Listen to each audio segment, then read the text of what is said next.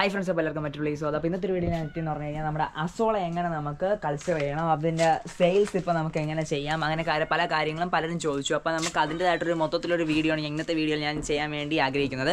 അപ്പോൾ നമുക്കിതിൽ നടാൻ വേണ്ടി നമുക്ക് 2-3 കണ്ടെയ്നേഴ്സ് എടുക്കാം. അപ്പോൾ എല്ലാ കാര്യങ്ങളും ഞാൻ ഇത് മൊത്തമായിട്ട് ഈ വീഡിയോയിൽ നമ്മൾ പറയുന്നതാണ്. ഫസ്റ്റ് നമുക്ക് എടുക്കാൻ പറ്റിയൊരു കണ്ടെയ്നർ എന്ന് പറഞ്ഞാൽ ഏറ്റവും സിമ്പിളായിട്ടൊരു ബെറ്റർ ഐഡിയ എന്ന് പറഞ്ഞാൽ നമുക്ക് ഇതുപോലത്തെ ഒരു ഡബ്ബ് എടുക്കാം. ഇതുപോലത്തെ ഡബ്ബാണ് ഏറ്റവും വലിയ സിമ്പിളായിട്ട് നമുക്ക് ചെയ്യാൻ പറ്റിയ ആർക്കും വീട്ടിൽ ചെയ്യാൻ പറ്റിയത്. നമുക്ക് കുറേ പശുക്കൾക്കോ എന്തിന് കൊടുക്കണമെങ്കിൽ നമുക്ക് ഇതാണ് ഏറ്റവും സിമ്പിൾ മെത്തേഡ്. അപ്പോൾ ഇതുപോലത്തെ ഒരു ഡബ്ബ് നിങ്ങൾ എടുക്കുക. ഇപ്പോൾ ഈ കാണിക്കുന്ന പോലത്തെ ഡബ്ബ്, ഈ ഡബ്ബിൽ നമുക്കിപ്പോൾ ഇവിടെ കാണുന്ന ഇതാണ് അസോള എന്ന് പറഞ്ഞ പ്ലാന്റ്. അപ്പോൾ ഈ പ്ലാന്റിൽ പ്രത്യേകത എന്ന് പറഞ്ഞു കഴിഞ്ഞാൽ ഇതിൻ്റെ പ്രത്യേകത ഏറ്റവും അടിഭാഗത്ത് ഇങ്ങനെ കുഞ്ഞ് ലീവ്സ് അല്ല നമുക്ക് മുകളിൽ ഇങ്ങനെ കുറച്ച് ലീഫും കാണും, അടിയിൽ കുഞ്ഞിന് റൂട്ടും കാണും. പിന്നെ ഇതിൻ്റെ പ്രൊപ്പഗേഷൻ എന്ന് പറഞ്ഞു കഴിഞ്ഞാൽ നമ്മളിത് ഇങ്ങനെ കണ്ട ജസ്റ്റ് ഒന്ന് ഞാനിപ്പോൾ രണ്ടായിട്ട് മാറ്റി തന്നെ പ്രൊപ്പഗേഷനായി എന്ന് പറഞ്ഞാൽ ഇപ്പോൾ ആ രണ്ടെന്നുള്ള പ്ലാന്റ് 1, 2, 3, 4 ഏകദേശം ഇതിനെ തന്നെ 5 പ്ലാന്റ് തനിയെ ഇതാവും. അങ്ങനെ ഇത് തനിയെ പ്രൊപ്പഗേഷൻ ആവുന്ന ഒരു പ്ലാന്റാണിത്. ഇത് വെള്ളത്തിലുള്ള ഒരു നമ്മൾ പുറത്തൊക്കെ നമ്മൾ പന്നൽ ചെടികളെന്നൊക്കെ പറയില്ല. ഇപ്പോൾ എക്സാമ്പിൾ ഇതൊരു ഫാനാണ്, അത് സാധാരണ നമ്മൾ നോർമൽ ഫാൻ. ഇതെന്ന് പറഞ്ഞാൽ വാട്ടർ ഫാനാണ്, വെള്ളത്തിലുള്ള ഒരു പായൽ ചെടിയാണ് ഇതും. പക്ഷേ മുകളിൽ ഫ്ലോട്ട് ചെയ്ത് നിൽക്കുമെന്നാണ് ഇതിൻ്റെ ഒരു പ്രത്യേകത. ഫ്ലോട്ടിങ് വാട്ടർ പ്ലാന്റ് ആണ്. ഓക്കെ, അപ്പോൾ ഈ പ്ലാന്റിന് നമുക്ക് കൊടുക്കാനുള്ള ഏറ്റവും വലിയ കെയർ എന്ന് പറഞ്ഞു കഴിഞ്ഞാൽ നമുക്കിതിന് അത്യാവശ്യം സൺലൈറ്റ് ആവശ്യമാണ്. പിന്നെ സൺലൈറ്റാണ് മെയിനായിട്ട് ഇതിന് നമുക്ക് കൊടുക്കാൻ പറ്റിയൊരു ഇൻഗ്രീഡിയൻറ്റ്. പിന്നെ നമുക്കിതിൽ ആഴ്ചയിലൊരിക്കൽ നമുക്ക് വേപ്പും പിണ്ണാക്ക് നമുക്ക് കൊടുക്കുക, 5 ഗ്രാം കൊടുക്കുക. അതാണ് നമുക്കിതിന് ചെയ്യാൻ പറ്റിയ വളം. അപ്പോൾ നമുക്കിത് എങ്ങനെ പോട്ട് ചെയ്യണം, നമുക്ക് പോട്ടിംഗ് മെത്തേഡിലേക്ക് നമുക്ക് പോകാം. അപ്പോൾ പോട്ടിംഗ് മെത്തേഡ് എന്ന് പറയുമ്പോൾ ഇപ്പോൾ എക്സാമ്പിൾ ഞാൻ കാണിച്ചു തരുന്നത് ഇതുപോലത്തെ ഒരു ഡബ്ബ് എടുത്തെന്ന് വെച്ചോ. അപ്പോൾ ഇതുപോലത്തെ ഒരു ഡബ്ബുണ്ട്. ഇപ്പോൾ ഈ കാണിച്ചു തരുന്ന പോലത്തെ ഒരു ഡബ്ബിൽ നിങ്ങൾ ചെയ്യാനുള്ള ഡബ്ബിൽ നമ്മൾ ഏകദേശം ഈ ഒരു ഭാഗം കണ്ടല്ലോ, ഈ ഒരു കട്ടിങ് കഴിഞ്ഞ് ഈ ഒരു ഭാഗം വരുന്ന പ്ലേസിൽ ഇവിടെ ഒരു ഹോള്, ഇവിടെ ഒരു ഹോൾ, ഇവിടെ ഒരു ഹോൾ, ഇവിടെ ഒരു ഹോൾ, അങ്ങനെ ഹോൾ ഇട്ട് കൊടുത്ത ഏറ്റവും വലിയ പ്രത്യേകത എന്ന് പറഞ്ഞാൽ നമുക്ക് മഴയുള്ള സമയത്ത് പുറത്തിടുന്ന കഴിഞ്ഞാൽ ഇത് പുറത്ത് വിടില്ല. കാരണം മഴവെള്ളം നിറയുമ്പോൾ ഈ ഹോൾ വഴി അസോള പോവില്ല, ചെറിയ ഹോളായിരിക്കണം. ആ ഹോൾ വഴി വെള്ളം പുറത്ത് പോകും, അസോള പോവാതെ നിൽക്കും. പിന്നെ ഇതിൽ ഞാനിപ്പോൾ ഇതിൽ ഇത്രയും വെള്ളമാണ് കിടപ്പുള്ളത്. അപ്പോൾ ഈ വെള്ളം ഇട്ടിരിക്കുന്ന അത്രയും ഭാഗം മതി. നിങ്ങൾ ഏകദേശം നല്ല രീതിയിൽ ഉണങ്ങി നല്ല പൊടിച്ച ചാണകം ഇടുക. ഉണക്ക ചാണകം മാത്രം ഇടുക. പലരും പല വീഡിയോസിലും പറയുന്നുണ്ട് നമുക്ക് ചാണക വെള്ളം കലക്കി വീത്തുക. അങ്ങനെ വീത്തി കഴിഞ്ഞാൽ അസിഡിറ്റി ഉള്ളതുകൊണ്ട് പ്ലാന്റ് നശിച്ചു പോകുക. നിങ്ങളൊന്ന് ചിന്തിച്ചാൽ മതി, ഒരു കാര്യം ചിന്തിച്ചാൽ തന്നെ അറിയാം.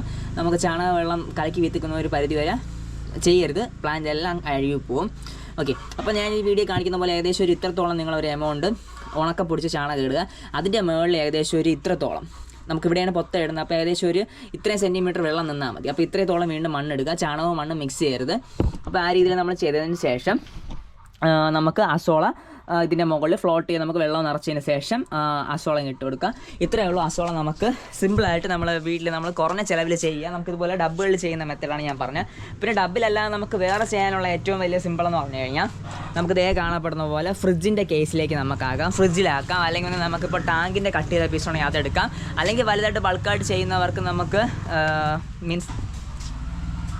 ബൾക്കായിട്ട് ചെയ്യുന്നവർക്ക് പറ്റിയൊരു മെത്തേഡ് എന്ന് പറഞ്ഞു കഴിഞ്ഞാൽ നമുക്ക് ടാർപോളിനിൽ നമുക്ക് ഷീറ്റ് യൂസ് ചെയ്യാം. അത് ബൾക്കായിട്ട് ചെയ്യുന്നവരാണ്.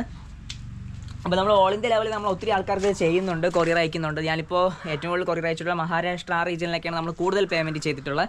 ഏകദേശം ഒരു 6000-7000 രൂപയ്ക്കൊക്കെ അവർക്ക് സാധനങ്ങൾ കൊടുക്കുന്നുണ്ട്. നമ്മൾ വലിയ ഫാമിനൊക്കെ നമ്മൾ ഡയറക്റ്റ് ഇവിടെ നിന്ന് സെയിലിംഗ് ഉണ്ട്. കാരണം നമുക്ക് അത്യാവശ്യം ബൾക്ക് കളക്ഷൻ നമ്മളിലുണ്ട്. നമ്മൾ ഇവിടെ മാത്രമല്ല ആമ്പലുള്ള പ്ലേസിലും പല പ്ലേസിലും ഞാനിതിൻ്റെ നമ്മൾ ബൾക്ക് കൾച്ചറിങ് ചെയ്യുന്നുണ്ട്. അപ്പോൾ thank you for supporting us. നമുക്ക് ഈ ഒരാഴ്ച മാത്രം ഏകദേശം നല്ലൊരു എമൗണ്ട് ഇതും സെയിൽ നടന്നു. കാരണം ഇപ്പോൾ വാട്ടർ പ്ലാന്റ്സൊക്കെ ഏകദേശം നമ്മളിൽ സെയിൽ കുറഞ്ഞു വന്നു. അപ്പോൾ നമുക്ക് ഇതിൽ സെയിൽ ഇപ്പോൾ കൂടി വന്നു. അപ്പോൾ നിങ്ങളുടെ സപ്പോർട്ട്, നിങ്ങളുടെ നമ്മൾ എത്രത്തോളം നിങ്ങൾ സ്നേഹിക്കുകയും നമ്മളെ വിശ്വസിക്കുകയും ചെയ്യുന്നതിന് ഒത്തിരി നന്ദി അർപ്പിക്കുന്നു. ഓക്കെ, അപ്പം ഇതാണ് നമ്മൾ ചെയ്യാനുള്ള മെത്തേഡ്. പിന്നെ ഇത് പലരും ചോദിച്ചു ഇതിൻ്റെ സെയിലിംഗ് മെത്തേഡ് എങ്ങനെയാണ്. അപ്പോൾ അതിൽ നിന്ന് എങ്ങനെ ലാഭം ഉണ്ടാക്കാമെന്ന് പറഞ്ഞാൽ നമുക്കിത് നമ്മുടെ കോഴിക്കൊക്കെ കൊടുക്കാൻ പറ്റും. കോഴിക്ക് അതിൻ്റെ ഫീഡിൽ കൊടുക്കാം. പിന്നെ നമുക്ക് കോഴിക്ക് ഫീഡിൽ കൊടുക്കുന്ന സമയത്ത് നമുക്കിത് വലുതായിട്ട് കഴിവേണ്ട ആവശ്യമൊന്നുമില്ല.